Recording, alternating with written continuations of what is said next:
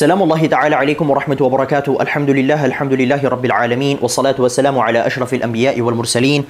Sayyidina wa nabina maulana Muhammadin nabil qasimil amin wa ala alihi wa sahbihi ajma'in. Subhanaka la ilma lana illa ma 'allamtana innaka antal alimul hakim. Qala al-mu'allif rahimahullahu ta'ala wa nafa'ana bihi wa bi'ulumihi fid dharain amin. Faslun fi ma yumbashu lahul maitu. Fasal dalam pembahasan mengenai kapan diperbolehkannya membongkar atau digali kembali itu jenazah.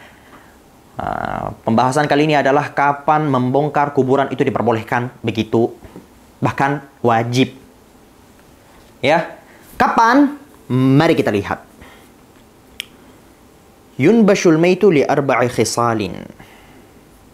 Kuburan tadi itu boleh dibongkar karena 4 perkara. Kapan saja? Pertama, lil ghusli idza lam yataghayyar. Pertama adalah saat jenazahnya belum dimandikan, selama jenazahnya tadi itu belum berubah. Andai kata nih, jenazah belum dimandikan, tiba-tiba sudah dikuburkan. Maka kita lihat apakah jasadnya tadi itu sudah berubah atau tidak. Andai kata jasadnya sudah berubah, sudah lumer, mungkin sudah hancur, maka ya sudah, diamin aja. Tapi andai kata dia belum dimandikan dan jasadnya belum berubah, atau kalau dalam konteks yang berbeda, belum sempat ditayamumi. Kalau ada badalnya, sebagaimana yang kita sebut di episode kemarin. Maka wajib untuk dibongkar kuburannya, kemudian untuk dimandikan kembali. Selanjutnya,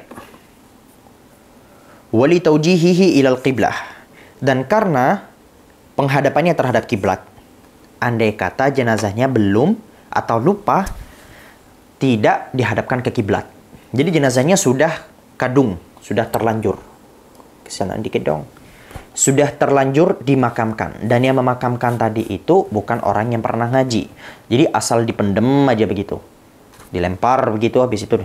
Maka wajib, andai kata jenazahnya tadi itu belum hancur. Nah, syaratnya kembali lagi, hancur atau tidak. Maka wajib, andai kata jenazahnya tadi itu belum hancur, untuk kembali digali, kemudian dihadapkan ke kiblat. Dihadapkan ke kiblat. Yang wajib menghadap kiblat itu siapa? Yang muslim. Adapun yang kafir, kafir zimmi atau jenis apapun kekufurannya, maka tidak ada syarat untuk menghadapkan kiblat. Boleh ngadap kiblat, boleh membelakangi kiblat, boleh ngadap barat, timur, selatan, utara, bebas. Kecuali Syekh Nawawi Al-Bantani sempat membahas, kecuali bagi seorang kafir perempuan yang sedang hamil. Yang sedang hamil. Karena apa? Karena anak kecil yang berada di kandungannya tadi itu dihitung sebagai orang Islam. Maka seharusnya ibu kafir yang hamil tadi itu jenazahnya dihadapkan untuk membelakangi kiblat. Jadi andai kata kiblat ke sana, maka dia dihadapkan ke belakang kiblat. Kenapa? Karena anak kecil selama berada di kandungan dia kan ngadep ke belakang. Agar anak kecil yang muslim tadi itu menghadap ke kiblat. Dan ibu hamil tadi itu dimakamkan di mana? Dimakamkan di kompleks pemakaman orang-orang Islam. Kenapa? Agar tidak bergabung orang Islam yang berada di janin, yang berada di perut ibu kafir tadi itu bersama dengan jenazah-jenazah kafir lainnya. Ini memang susah diterapkan. But ya sudah, saya di sini tugasnya adalah menyampaikan hukum. Walil mali idza dufina ma'ahu. Dan karena harta, apabila harta tadi itu tidak sengaja terkubur bersama sang jenazah.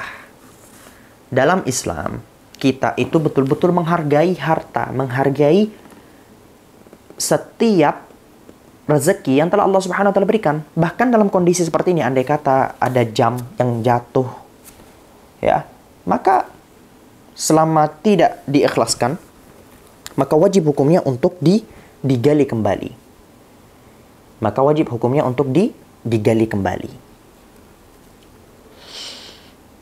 Walaupun jenazahnya sudah rusak. Walaupun jenazahnya sudah hancur. ternyata jam yang teman-teman pakai ini RM, yang itu mahal banget MM-an, ini tetap harus gali kembali. Begitu teman-teman. Walaupun nilai dari harta tadi itu tidak banyak. Walaupun orangnya tadi itu tidak meminta. Orang yang punya tadi itu tidak minta. Selama dia belum yusameh, belum mengikhlaskan, maka wajib untuk digali kembali. Walaupun jenazahnya sudah rusak. Sekarang muncul pertanyaan mungkin. Ada jenazah yang kebetulan menggunakan gigi dari emas atau dari perak. Bagaimana hukumnya? Pertama kita sebut, dalam bab fikih, mau dia laki-laki atau perempuan, boleh bagi dirinya untuk menggunakan gigi emas. Walaupun dia bisa menggunakan selain emas. Kalau dia meninggal bagaimana? Kalau dia meninggal, kita lihat.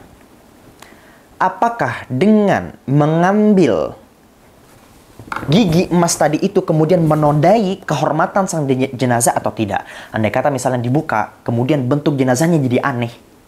Atau dalam proses pengambilan gigi emas dari jenazah tadi itu kemudian jadi parah banget. Jadi harus begini banget.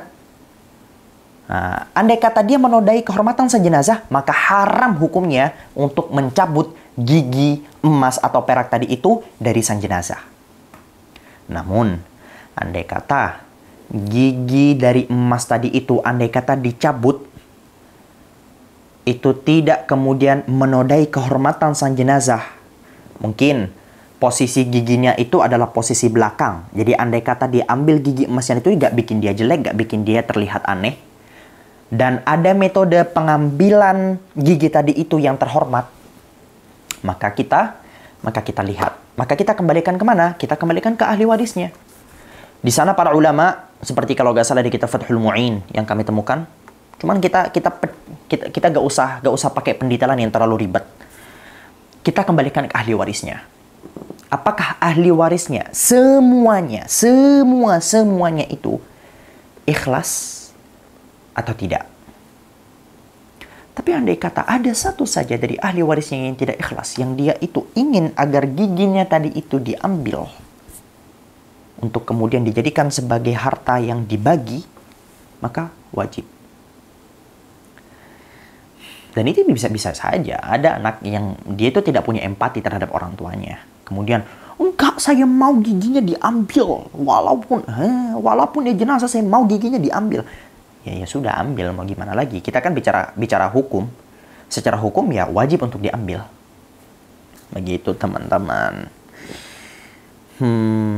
Selanjutnya, walirwar'ati, dan bagi perempuan, idza dufina janinuha ma'aha, andai kata janinnya tadi itu dikuburkan bersamanya, wa amkanat hayatuhu, dan masih ada harapan hidupnya sang janin tadi itu. Hidupnya sang janin ya ketika sudah sampai di usia tertentu. Ini yang paham nanti dokter. Kita tanya ke dokter.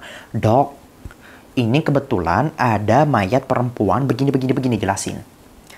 Andai kata dia itu ada harapan hidup, maka wajib untuk digali kembali kuburannya dan dibedah itu perutnya untuk dikeluarkan janinnya. Namun, andai kata tidak ada harapan hidup,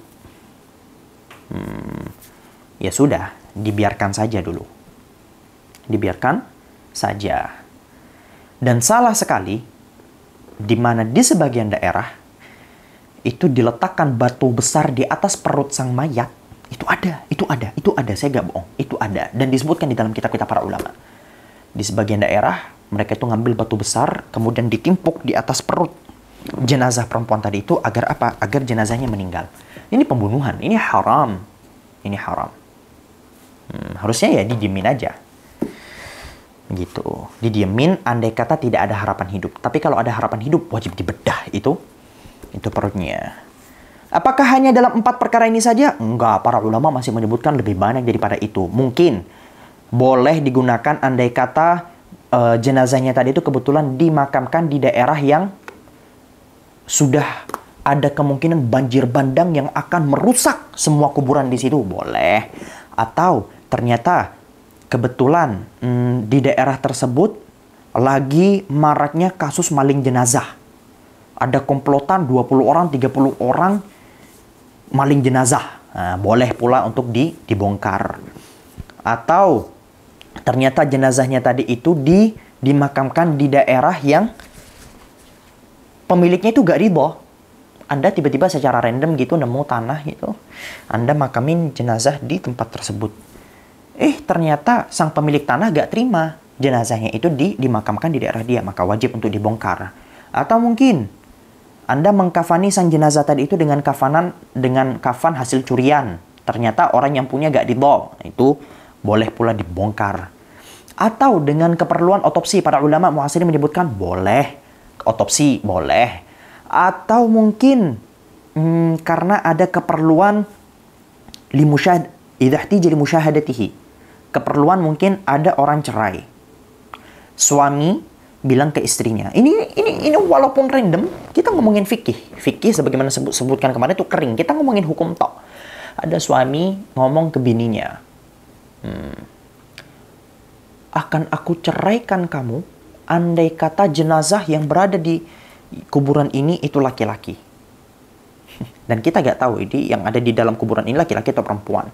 Maka wajib untuk dibongkar, untuk dilihat apakah dia laki-laki atau perempuan. Random, tapi ada. Para ulama membahas sampai di tingkat sana. Begitu. Atau mungkin kalau jenazahnya itu kafir, dan kebetulan si kafir tadi itu dimakamkan di kompleks tanah haram. Nah, itu kan nggak boleh. Orang kafir memasuki kompleks tanah haram itu kan nggak boleh. Fahimtum? Ya, sampai di sini saja. Hada wallahu subhanahu wa ta'ala alim wasawab. Subhanakallahumma bihamdika asyhadu an la ilaha illa anta astaghfiruka wa atubu ilaik. Wassalamualaikum warahmatullahi wabarakatuh. Bye bye.